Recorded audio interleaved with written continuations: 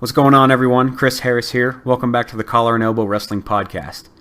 Today's episode will be our first installment of what will be several topic shows that we'll be doing in the future. Today's show in particular, Ken and I will be discussing and most likely arguing about our top 3 favorite wrestlers of all time. What we're going to do is we'll present each of our wrestlers, discuss some of their accomplishments, and explain why we have them on our top 3 list. So with all that said, like I said, I'm Chris Harris, and with me every time is Ken Oak. What's going on, Ken? Hey, not too much, Chris. It's once again great being able to talk pro wrestling with you. Like you said, we're talking specific topics, specifically our top 3 favorite wrestlers, and I'm really excited about this one.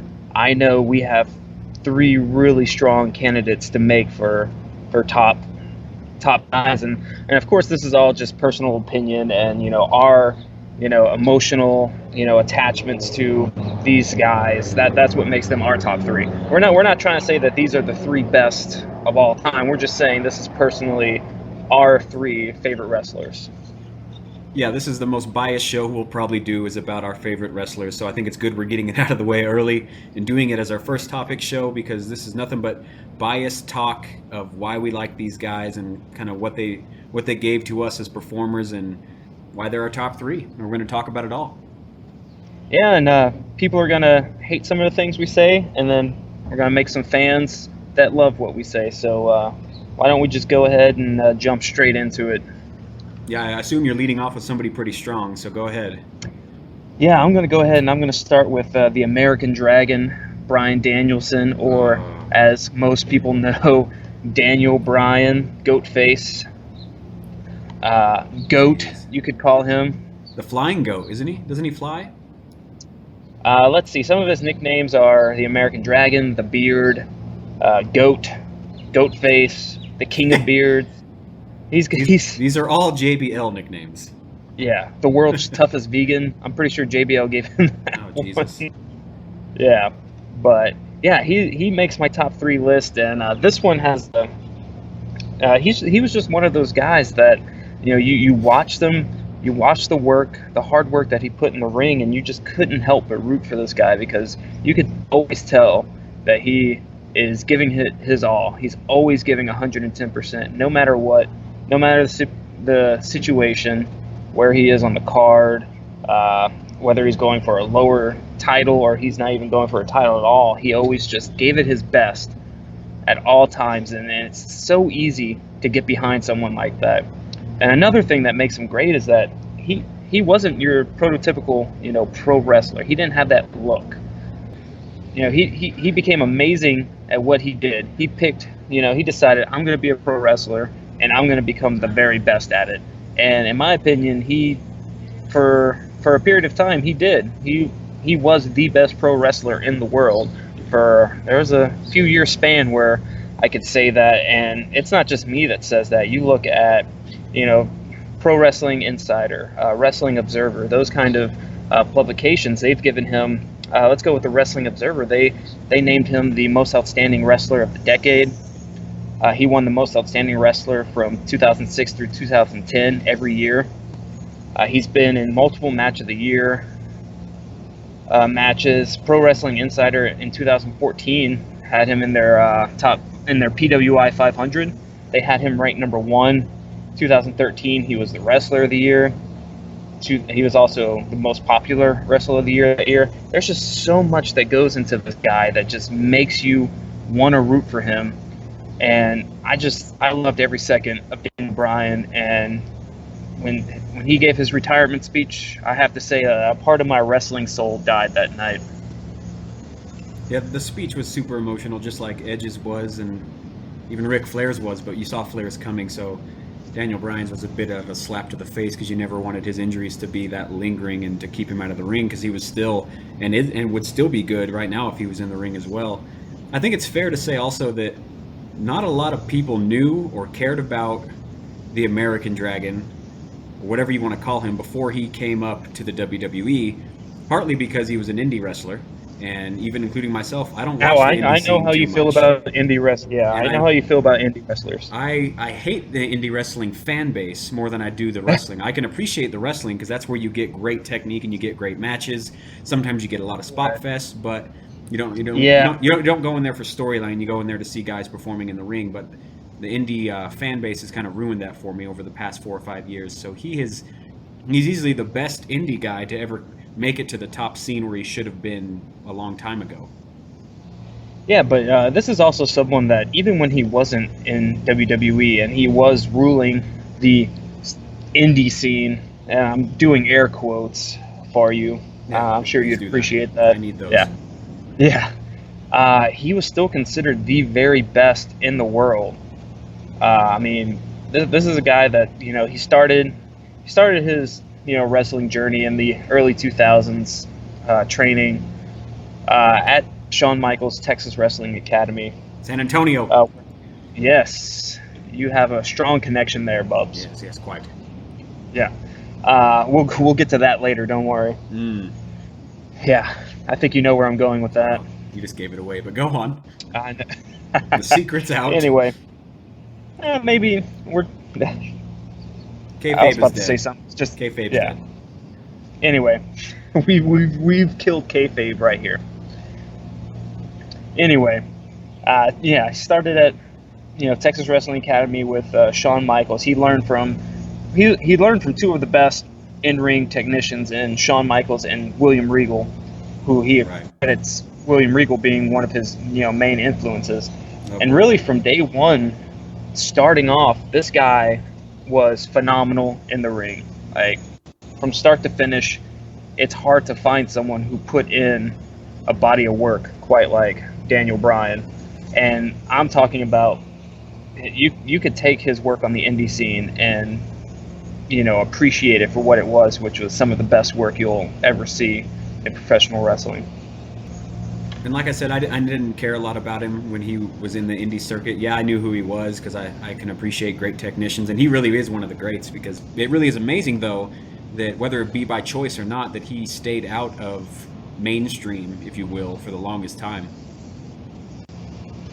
I think it was more by WWE's choosing, because he had a few stints before he came on in 2010 as part of NXT. Right. The original NXT when it was a weekly show where it had young talents come in and do these stupid they played games and did these stupid Yeah, that didn't. I don't know. Yeah. Anyway, it was terrible. And The Miz was his pro. That's right. That was supposed to be, oh God, which led to some great television, because there was one scene, and I remember this vividly because Bubs, I was watching it on YouTube when we were in Afghanistan together, Mm-hmm. and at one point, The Miz was asking, "Do you really think that you're a better wrestler than me?" And then it has William Regal and I believe CM Punk next to Miz, and they're just shaking their head. Yes, he is much better than you. He is substantially better than you are in the ring. Yes. But he had a couple stints before that. He was actually in Memphis Championship Wrestling, which was at the time WWF's developmental back in 2000, 2001. But he actually says that for the 2001 Royal Rumble match, which we reviewed, they talked about calling him up. He wrote this in his autobiography. They said they were close to calling him up to the main roster at that time. They thought of using him as a key figure in their newly created cruiserweight division, but that didn't work out, and he subsequently got released. He did some. He was used as enhancement talent throughout 2003, and then that's when he went and ruled the indie scene from there, becoming founding father of ROH, which is really taking off now. But there was a couple times during that stretch from 2003 to 2009 where there was always talks about him going back to WWE. He did a few tryout matches. He didn't make it until finally in 2010 he finally made it back to the WWE. And really, when he got called up to the main roster, they kind of put him right away in championship feuds. He won the U.S. title. He feuded for the IC title a few times. Like they saw they saw a lot in him. They definitely wanted him on the main roster, but I don't think at the time they knew what he would become as a main event star. Right, so it's probably a good thing he ended up doing so much work around the indie world to get himself, much more well-rounded, because he came up pretty quick, and he worked quick too. He ended up getting himself the world title rather quickly. Yes, and got himself in WrestleMania rather quickly too. Yeah, he got the world title, I believe, in 2011, 2012. He won it in 2011, and then held it until that god-awful WrestleMania match with Sheamus that ended in 18 seconds. Yeah, that sounds pretty biased that you don't like it, but yeah. I mean, he got pinned pretty quick. But you know what? That started probably the greatest movement ever in WWE, which was the Yes Movement. That terrible piece of booking, what was supposed to be a terrible piece of booking, turned into one of the greatest turnarounds and greatest just character creations of all time. I think they really took advantage of him even a little bit after that. I mean, they had Team Hell No. They were tag champs for a while. I wasn't all about that too much. That was an amazing tag team. Are you kidding me? I didn't like They it had so some of much. the best segments of the year. Not to say they didn't have bad segments, but I'm saying Kane at the end of his career was nowhere near the exciting points where I wanted him to be 10 years prior. So that dragged it down a little bit for me.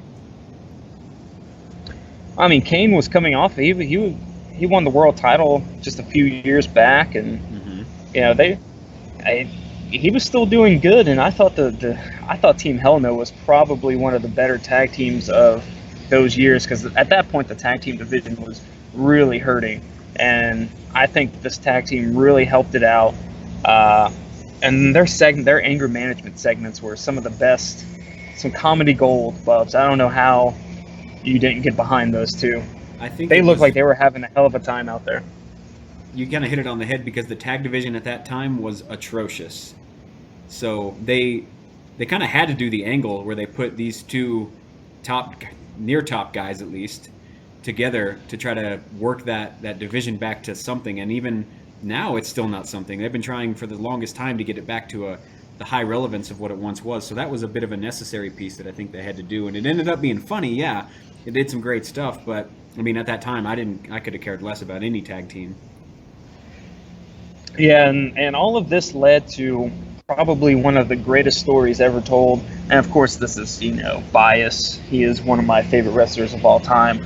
And this story that led from when John Cena handpicked Daniel Bryan to be his opponent at SummerSlam in 2013, and he won the title that night, only to get cashed in by Orton after Triple H turned on him, hit him with a pedigree. Loved it. And then from there, and then he wrestled Orton a few times, and people say that they tried to bury him after that, but honestly, he wrestled for the title a few times. He was in some main storylines. Like, I loved what happened after that SummerSlam match, and I felt it perfectly led up to what took place at WrestleMania 30, which was in my and one day we'll do a topic on favorite pay-per-views. That is by far one of my favorite pay-per-views of all time. One of my favorite WrestleManias of all time. Just because the build-up to it, one of my favorite moments in that lead-up to WrestleMania 30 was when he ended up joining the Wyatt family. He said that he was done fighting the system. It didn't matter what the fans said anymore, and he finally gave in to Bray Wyatt, which led to that great moment at the end of the Raw. I believe it was the last Raw of the year too, where the lasting image is him turning on Bray Wyatt and being on top of that cage and leading however many tens of thousands of people were in that arena in a yes chant. Right. Like that, stuff like that gives you chills, and it's hard to not get behind someone who has it. I have a great line written by David Schumacher of Grantland. He wrote this in 2013 about Daniel Bryan. He says he's the most technically proficient wrestler the WWE main event has seen possibly since Bret Hart, and he connects with the crowd, the whole crowd. Sorry, Mr. Cena, in a near euphoric way we haven't seen consistently since The Rock in his prime. Now that's pretty high praise. Yeah, I agree 100%. When I think about him and the whole Yes movement, and you see every 20,000 person arena putting their hands in the air with him, it really does remind me of when The Rock could control the entire crowd and make him say words without saying a word. It was really crazy. All right, so then after that, the next big moment, you had the Occupy Raw moment, and this was after the Royal Rumble debacle that was by Bautista. So Daniel Bryan gets his match with Triple H at WrestleMania. Winner of that match goes on to headline WrestleMania, and now a triple threat match, and just the emotions going into it. And I'm a very emotional guy. When I get an attachment to one of these guys, I feel like I feel their pain, I feel their joy. So that WrestleMania 30, and the crowd was absolutely brilliant. They were into that match 1,000%, which is surprising, because a lot of times when you see a match like a Taker or Brock, where such a heavy moment happens, where the Undertaker streak gets broken, the crowd usually is taken out of the rest of the pay-per-view. You've seen that countless times. Yeah. But he had the crowd in the palm of his hand, and when he's pulling back on that yes lock on Batista, and you have Michael Cole screaming, "Tap, Batista, tap!" And then when Batista finally taps and the crowd realizes what just happened, they go absolutely bonkers, absolutely insane. And I remember watching that live, and when it happened, and I jumped out of my seat and started cheering, and I realized everyone in my house was sleeping, but I didn't care. I ran into my bedroom to tell my wife, who could care less about what was going on. Right. But I just remember running in going, "He did it! They gave the title to Daniel. He did it," as if I know the guy, So that's just what he did. He made you think that, he made you feel like you knew him. He made you feel like you were a part of his family, and I think that's what I love most about Daniel Bryan.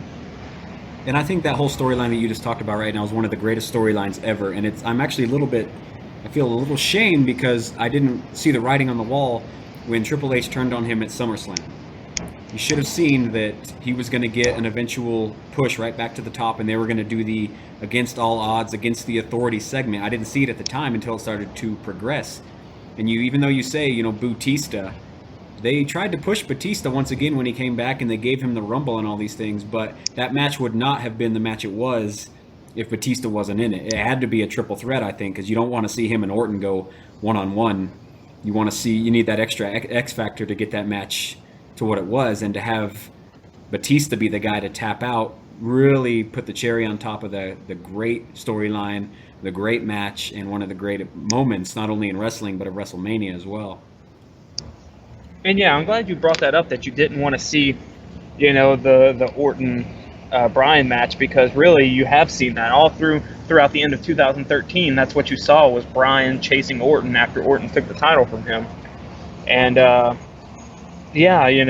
Triple H started calling him a B+ player, which apparently backstage Triple H wanted to push Bryan, but Vince had told him, go out and call him a B+ player. We're going to try and push him down the card. But wrestling fans, we complain about them sometimes, but they when they have a common goal, they know how to get to it.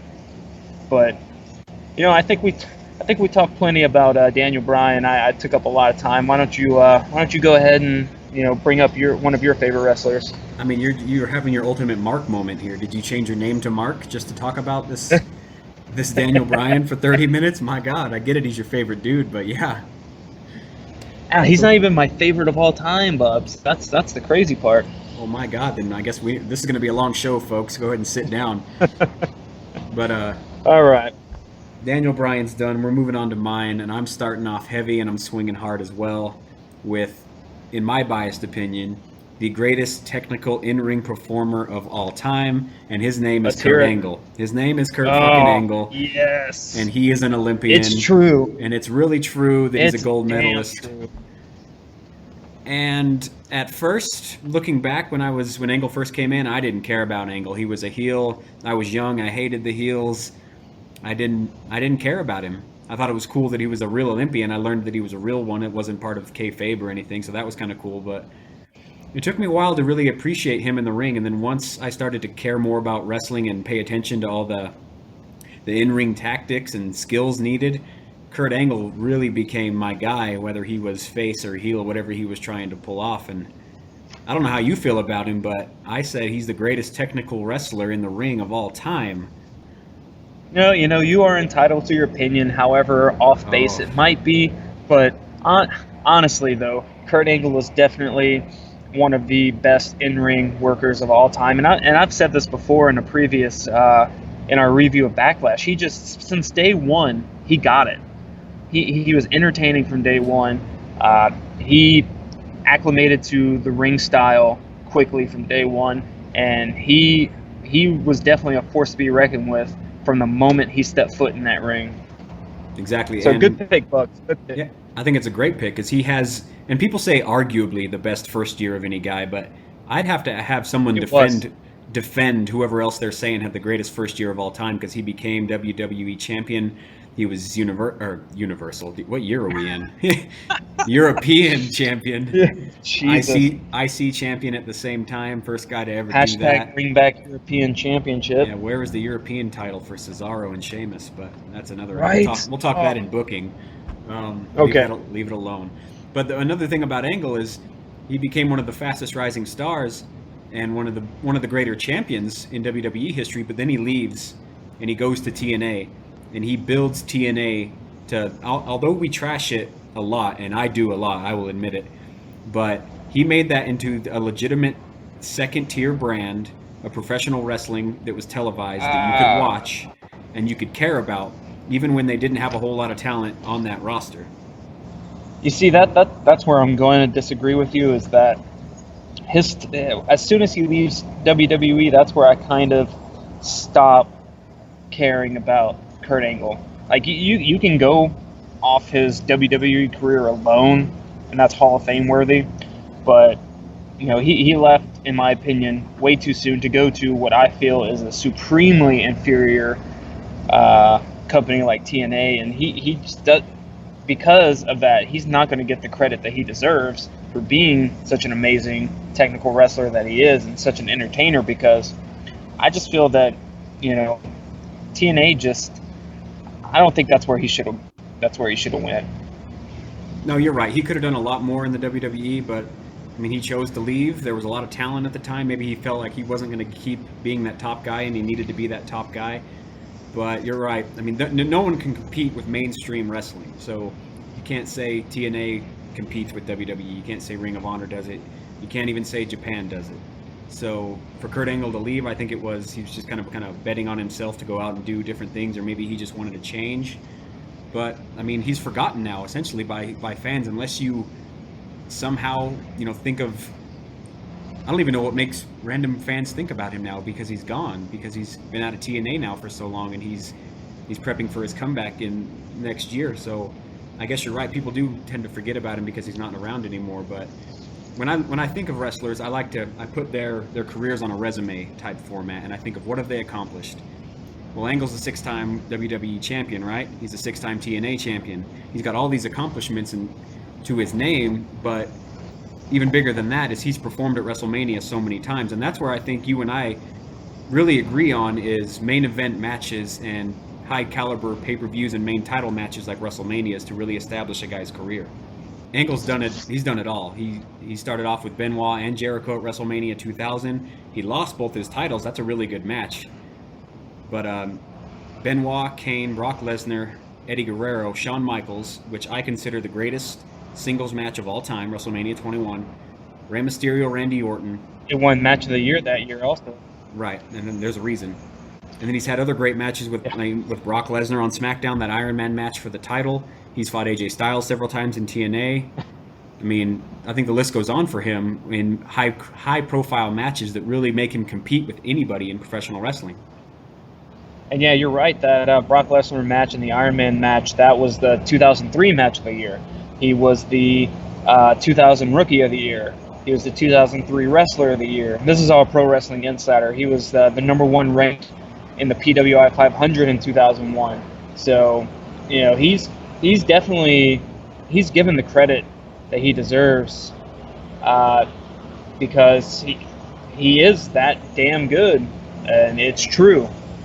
He's got the accomplishments, like you said. If you want to build a resume and leave off like WWE, TNA, just put what he's accomplished, all his championships, all his awards that he's won. Yeah, he was an X Division champ too. Also, right. You put his resume side by side with anyone else's. You don't put the person's names. You just look at the resumes. It'd be hard pressed to pick someone other than him. Yeah, and I'm not ever going to forget about him. I hope he does come back and does something of worth in WWE. I think he can still do a lot of things. But I chose him because simply his resume is the greatest that I've seen, from Olympic gold medalist to all the championships to all the profile matches that he's faced off against. I mean, almost every one of those dudes that I named off is a Hall of Fame guy. And I think it really stands alone. And he's actually still wrestling. He's going around wrestling on the indie scenes. I believe you went to a indie show and he was there wrestling. He wasn't wrestling because he's only doing 3 or 4 a year. Okay.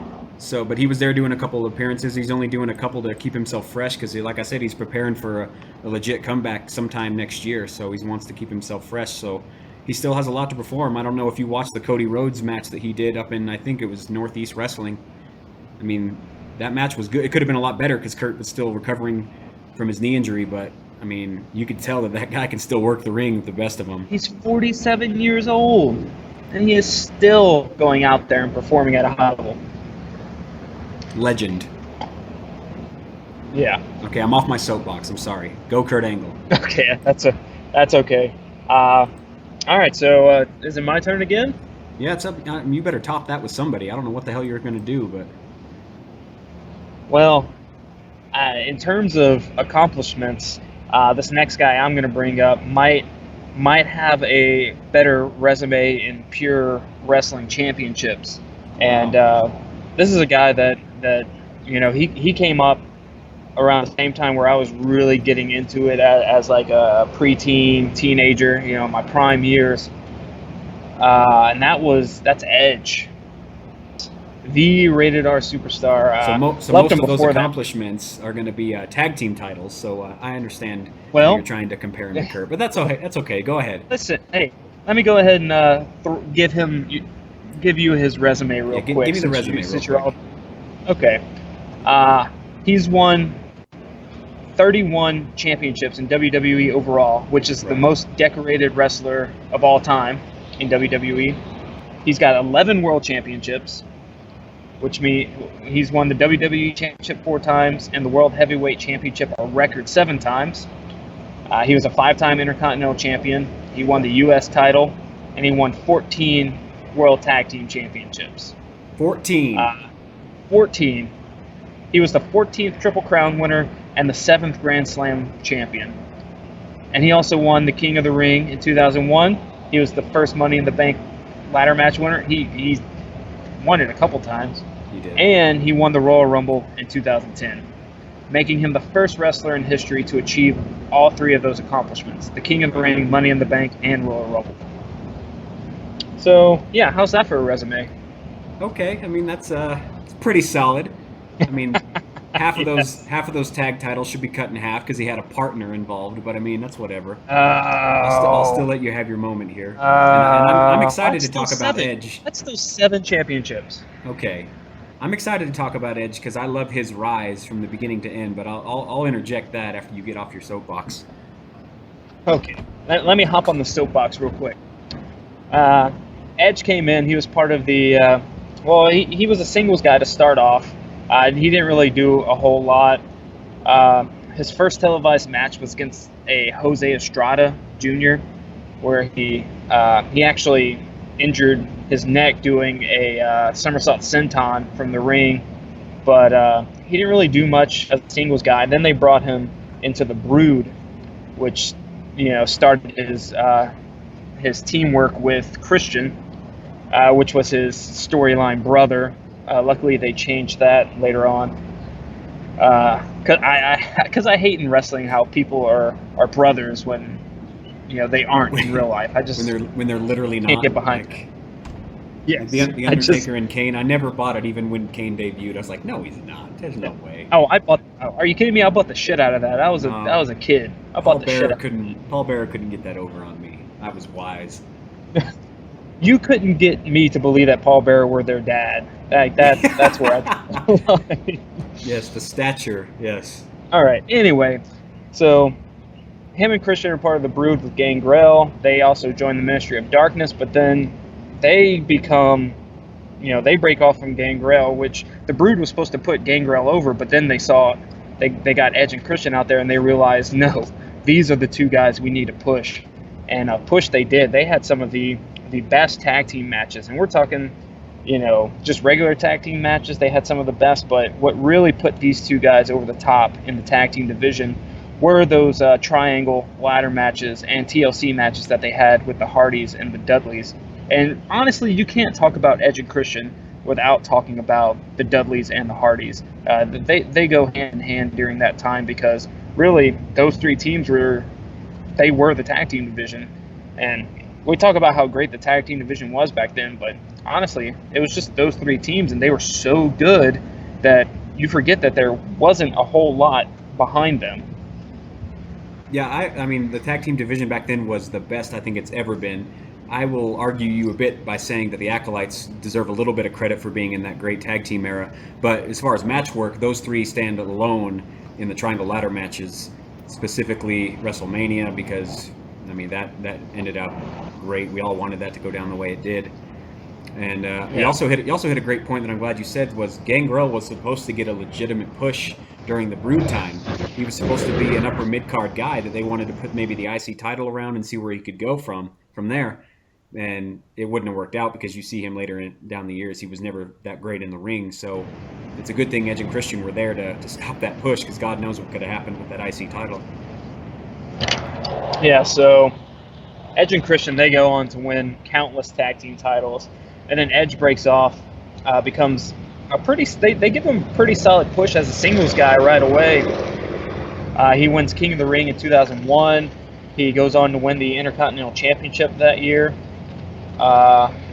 He won the WCW United States Championship from Kurt Angle, your boy. Mm-hmm.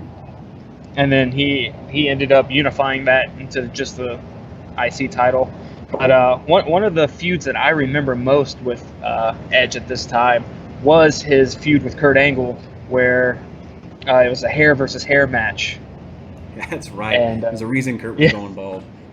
Yes. Working into a storyline. So that was great. But when he really hit his peak was when he became, you had the whole thing with Edge where, Edge gets hurt. I mean, the whole thing with Matt Hardy. Matt gets hurt. He's away, so Lita starts traveling with Edge.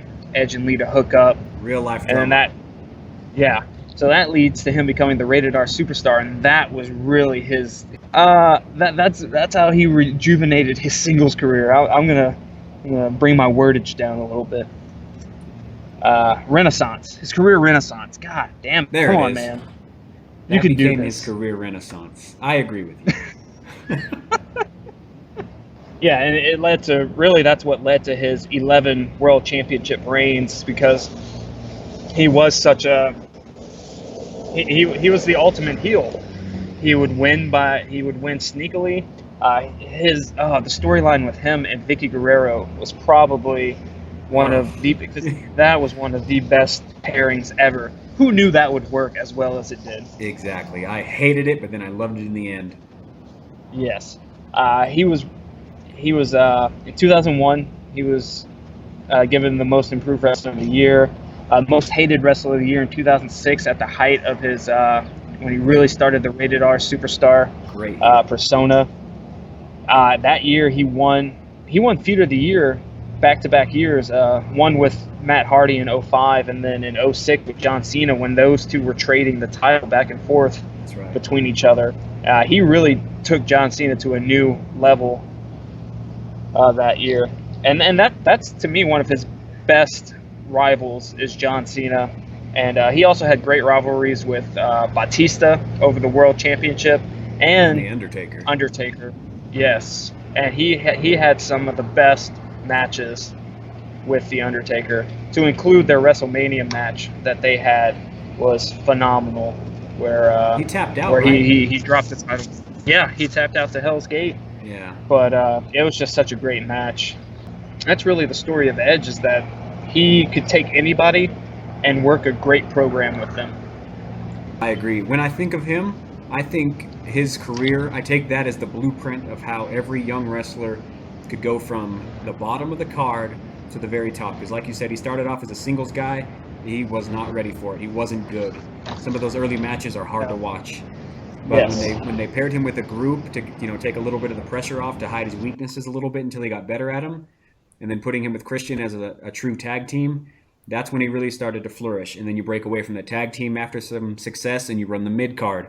So he had a lot of success with the mid card, and then like you said, they gave him the King of the Ring. So they gave him every little piece that he needed to be successful, and he was great with it. And then he gets himself to the championship level, and then he turns out to be one of the best heels ever, I think.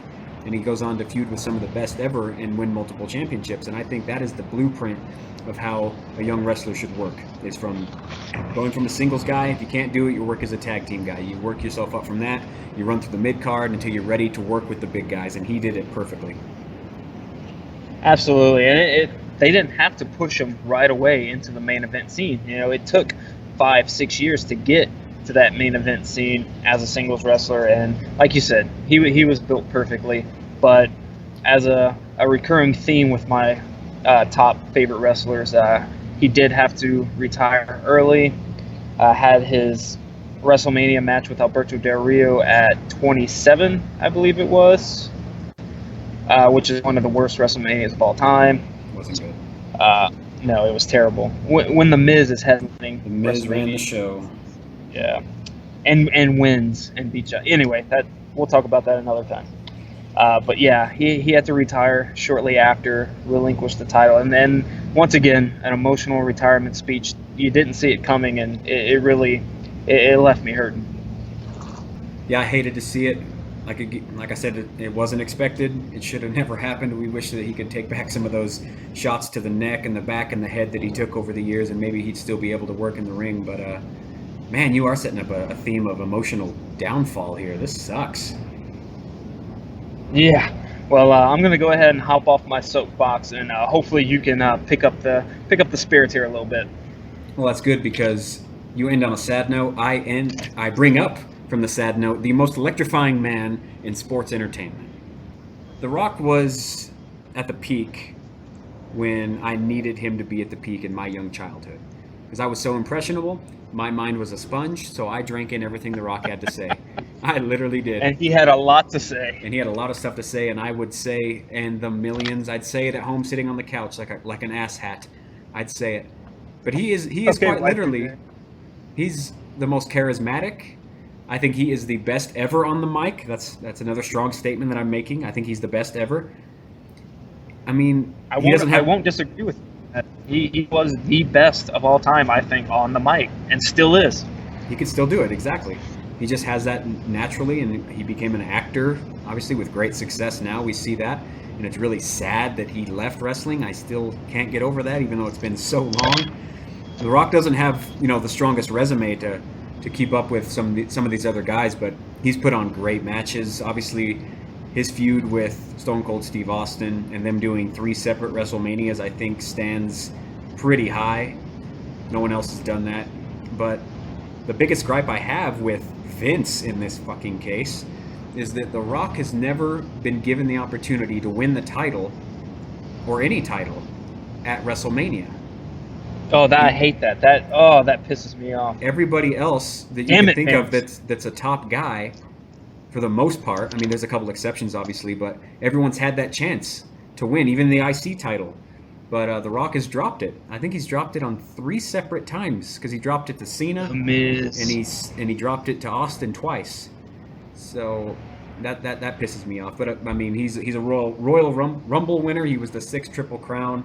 He's had some great matches, obviously. We talked about the Triple H ladder match from SummerSlam when they were feuding over the IC title. We both loved that one. His feud with Mick Foley, halftime of the Super Bowl, and the I Quit match. That's a hard match to watch. If you don't like chair shots to the head, don't watch that. And he's really gone through a lot of persona changes too, which I think kind of speaks to his character and ability to play both face and heel, even though I hated him as a heel. Hollywood Rock sucked. I hated him at that point, which was good. But I mean, even now, I don't even like the character.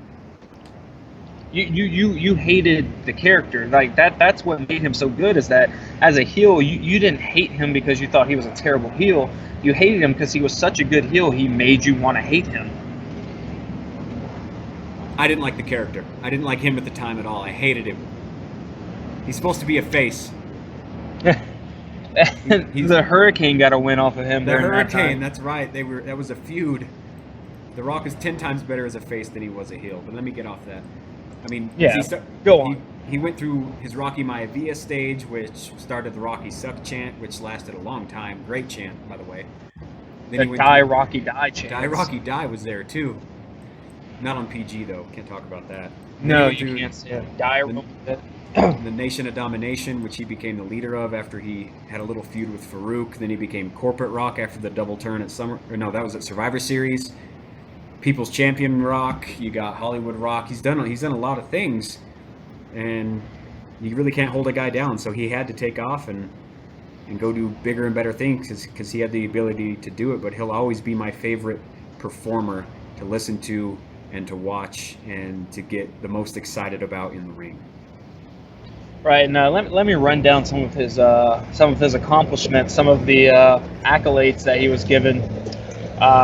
He won Match of the Year from Pro Wrestling Insider twice, in '99 with Mankind in that I Quit match, yep. And in 2002 with Hollywood Hogan at WrestleMania 18, the match that essentially whoever came on after that was ruined. It was. Because that was such a... The crowd was so hyped for that match and nothing else. No, absolutely. He won Wrestler of the Year in 2000. He was ranked number two on the PWI 500 in 2000 also. 2000 was a huge year for The Rock. That was the year of The Rock, I would say. Rock.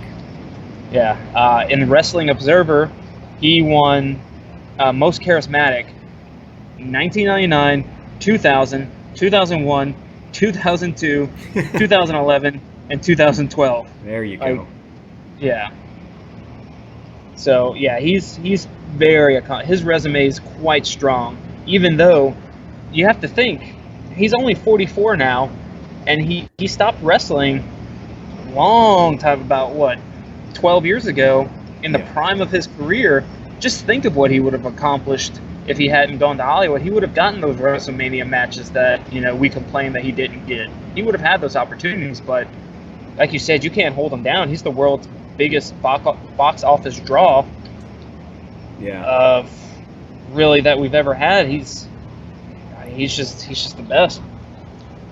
And it's crazy to think that we call The Rock, that he could have been the greatest could have been story, but I mean, he already has a great resume to go along with it. And you're right, what could have happened, because he missed WrestleMania 21 through 27, I think. He hosted 27. He wasn't in the ring for that. So, and then he came back out for 30 and 31 for promo work in the ring, and then we finally saw him at 32, but that was a 6-second match. So, I mean, God, can you imagine? We would have gotten Triple H and him one-on-one like we would have wanted.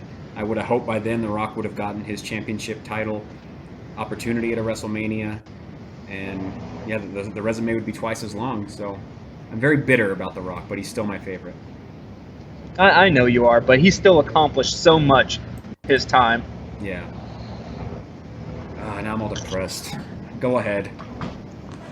Oh, come on. That was supposed to be an upper. Well, it was until he's gone. I know, but I think this one might help you out there a bit, Bubs. This is my all-time favorite guy. He's number one on my list and will always be number one on my list, and that is the showstopper, the main event, the icon, Mr. WrestleMania, Shawn Michaels, or as Mrs. Higginbottom calls him, Michael Shawn Higginbottom. Higginbottom. Now Shawn Michaels sounds better. Yeah, it sounds way better. I'm glad he went with that. But Yeah, this this he's guy, pretty good. He ended up doing a couple good matches, didn't he? Maybe one or two. yeah, he had a couple accolades to his name. Let's Okay. just run those down real quick. Let me give his WrestleMania. Well, his WrestleMania. We'll get to that in a little bit. All right. So yeah, Shawn Michaels. He's a four-time world champion. He won the WWF World Heavyweight Championship 3 times. Came back from his injury and won the World Heavyweight Championship. He's a two-time Royal Rumble winner, where he was the first one to win, coming in at number one. And he was the first one to do that for a while. I think Chris Benoit was the next person to do that. That's right. But he won it 2 years in a row, which led to one of the best technical WrestleMania matches, or what's considered one of the best technical WrestleMania matches of all time, which was the 60-minute Iron Man match between him and Bret Hart. And you can't talk Shawn Michaels in his heyday in the mid '90s without talking about Bret Hart. I skip over his tag team time when he was with the Rockers. I wasn't really watching at that time. I wasn't really old enough to know what was going on at that time. Yeah. In fact, half of that, or most of that, I wasn't even born yet. So I really don't pay much attention to that. Where I really started following him was in 95, 96, when he had, he brought Diesel in. You had the Click. Shawn Michaels and Bret Hart were running the main event scene in the mid '90s, and their matches were, physical, very technical, and you learn later on why their matches seemed to be so physical was because they legitimately had heat backstage with each other, and that led to some a lot of tension backstage, but also led to some fantastic television during that time in their feud together. Oh, yeah, they easily have one of the best feuds ever, I think. And their in-ring work, they're two of the best. So put them together in the ring, they're great separately, but put them together, man, magic happens. Yeah, and one of the matches you like to go back to is their Survivor Series match, which, Survivor Series '97, the Montreal Screwjob. Can't talk Shawn Michaels or Bret Hart without bringing that up. Great segment. Great storyline by Vince. Had to do it. Yeah, he had to, and that's something we'll get to at a later time. But you definitely had to do it. So that was another time where he won the title, and then he went on to feud with the Undertaker over the title. Had the first ever Hell in a Cell match with Undertaker, where Kane debuted, and Vince had the great line, "That's gotta be Kane. That's gotta be." Back when Vince was on him. Commentary. I liked Vince on commentary. I'm getting him over. Watch me. Anyway, so he feuds with Taker, leads to their casket match in '98 at the Royal Rumble, which he goes flying over the top rope. Taker sends him over, hits his back on the casket, breaks it, and then he goes on to WrestleMania, drops the title to Stone Cold, and you get his first retirement, which you think that's his final retirement. And honestly, if he would have left after that, he had a pretty solid resume already. But it was his second run in the company that I think is the one that should be talked about the most, because his run after returning from his back injury in 2002 is one of the best runs of all time by any wrestler. Yeah, I definitely think Shawn's career is divided into two pieces. The first part is definitely somewhat forgettable with his tag team wrestling. Even looking back on it now, I don't have much of an appreciation for it. It might have been the time too, because I didn't care a lot of the wrestling that happened back then. And he did become the main guy. He was the top guy. Him and Bret and even the Undertaker were the main guys in that mid '90s to late '90s run.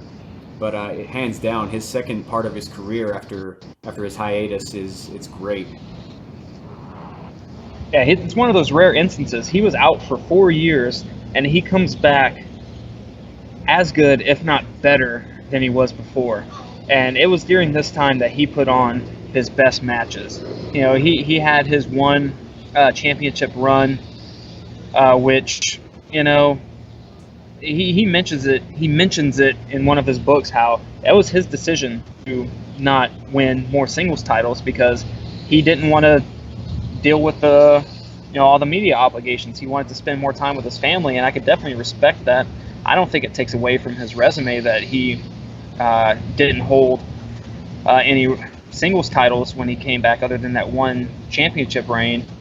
But you want to talk about someone who put on some of the best matches. Let me run this down from Pro Wrestling Insider. He had the match of the year in 93, 94, 95, 96, and then 2004 through 2008. Actually, from 2004 through 2010, he had the match of the year every single year. And we're talking about his matches with Kurt Angle at WrestleMania 21, even his match with Vince McMahon in a no-holds-barred at WrestleMania 22.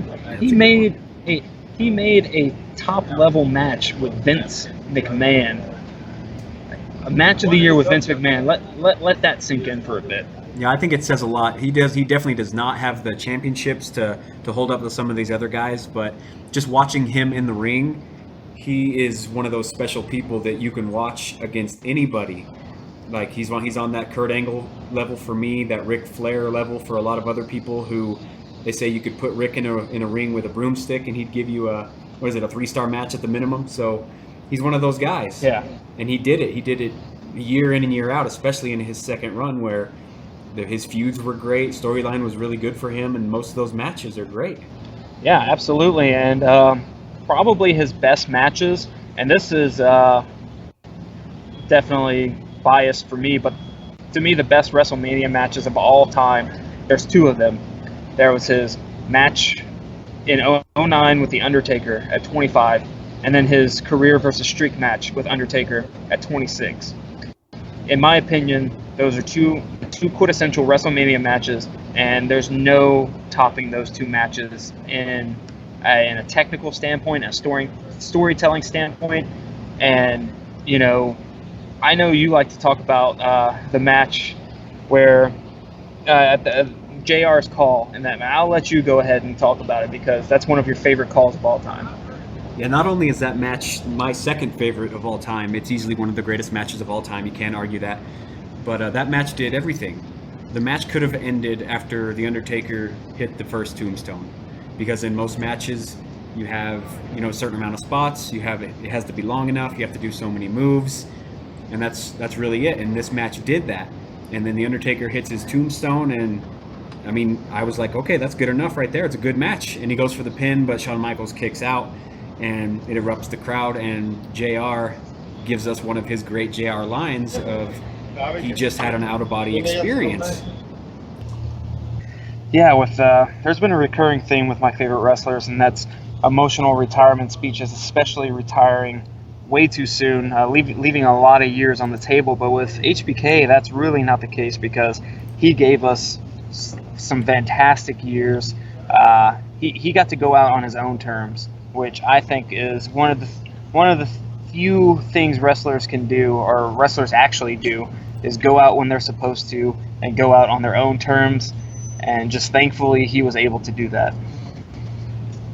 Absolutely. I'm glad it wasn't something that forced him to, like a legit injury that forced him to go out when he didn't want to.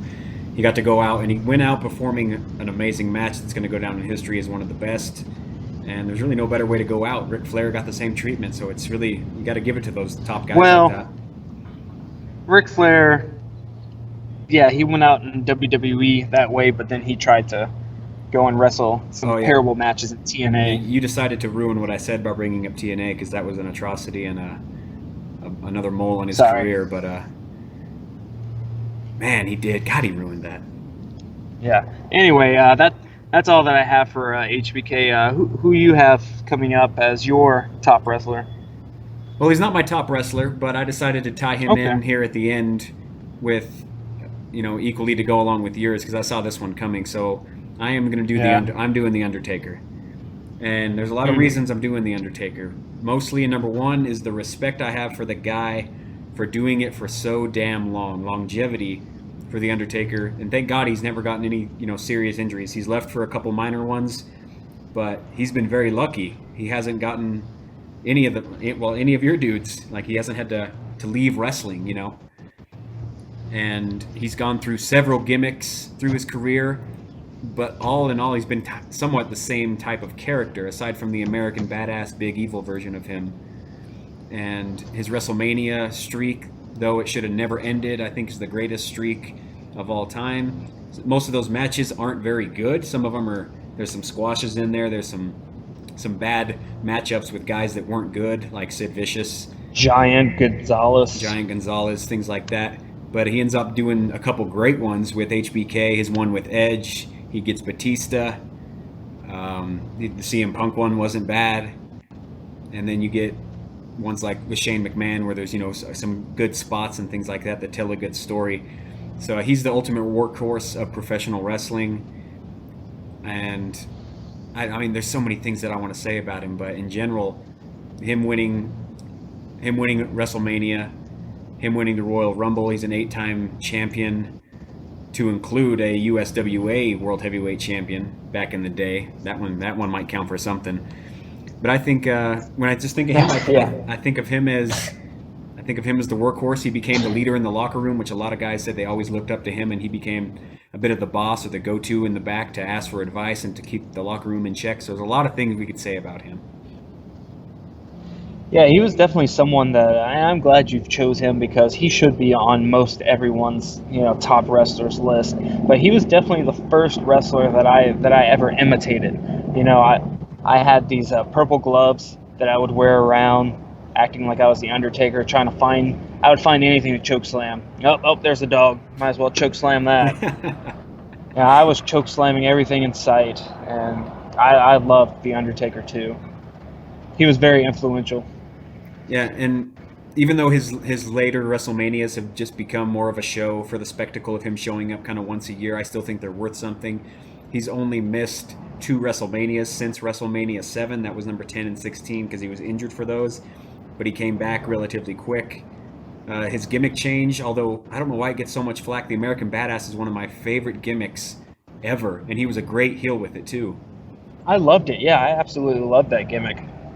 But mainstream WWE will say, "Oh, that never happened." I don't know what you're talking about, but I'm not going to get into the streak here. I'm going to leave Brock Lesnar breaking the streak. I'm going to leave that for another segment because I have a long-winded conversation to have with myself about that. So I'm sure you do. Yeah, all in all, I think he's also the greatest gimmick ever because it's lasted for so long and it's worked so well. And I just love the dude. Yeah, and he's and you're definitely not the only one that's loved him. PWI has given him match of the year in '98 with his Hell in a Cell versus Mankind, which is one of the most influential, one of the most awe-inspiring, one of the most There's just so many talked words about for that match. matches. Yeah, we'll talk about that match soon. Yeah. Sends Mick Foley over so many JR. Let's just do a show about JR one day, and that match will be on there for sure. Topic show JR. And then, yeah, his 2 matches with Shawn Michaels at WrestleMania, and then in 2012 his Hell in a Cell with Triple H, which also involved Shawn Michaels. So he's been in some amazing matches. I think he's the one I don't think anyone's been as consistent as he is for as long as he was. I think that's the main thing, the main takeaway with The Undertaker is that he was so consistent for so long at a high level. Yeah, and a lot of that has to do with, like I said, not getting injured seriously. And he's said several times, and other people have said that, he's not the guy that's out there looking for glory. He only has 8 world titles. Since 1990, the guy should have over 20, right? Like, he should be above Ric Flair at this point, but he doesn't want them. He's out there just putting on good matches and trying to get people over, and now he's just a one-time a year type guy, probably for the last time this upcoming year. So, so many things you can say about him. But overall I'm really glad we did this because I like our list. I like the top 6 that we actually have here, and this worked out. Yeah, if we well. went further than 6, that would have we already took up a lot of time talking about 6, but these six are six of the best to ever lace up their boots. Yeah, so these six were definitely the best to ever lace up their boots, and I definitely had a great time researching these guys and getting to watch some of their old matches again, and just getting to, see them at their prime one more time.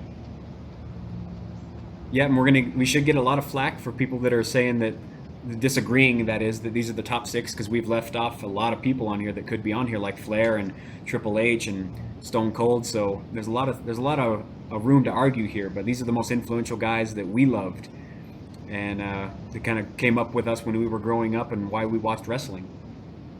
Yeah, and this is definitely a personal, our personal opinions, and that's the great thing about wrestling, is that so many people have their favorites and have the people that they love and they followed, and no two people are going to agree on the same group as their favorites of all time.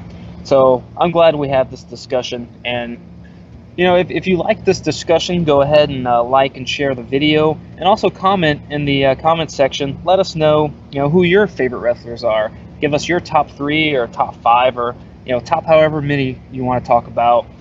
Let us know what you think about our favorite wrestlers. And as always, we do this for the love of wrestling, and together we can make wrestling great again.